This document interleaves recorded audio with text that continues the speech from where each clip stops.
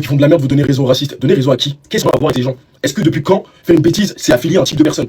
T'es un humain, c'est un humain qui fait une connerie, c'est affilié que à lui-même. Sa connerie, c'est que lui-même qui l'a fait. Ça veut pas dire que tous les noirs font ça, c'est pas dire que tous les arabes font ça, c'est pas dire que tous les chinois font ça. Faut arrêter de dire ouais, donnez raison aux racistes, donnez raison à qui?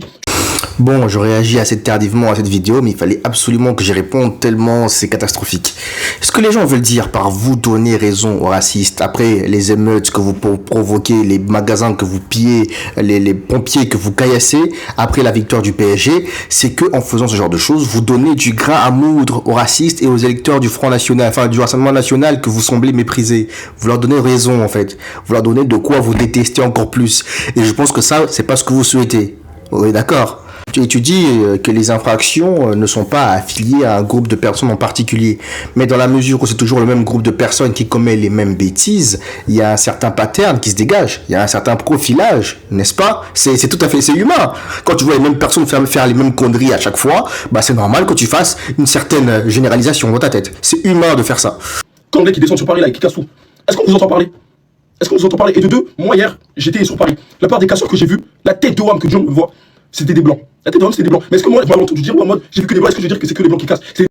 Et puis j'ai remarqué une chose, c'est que vous ne prenez jamais vos responsabilités.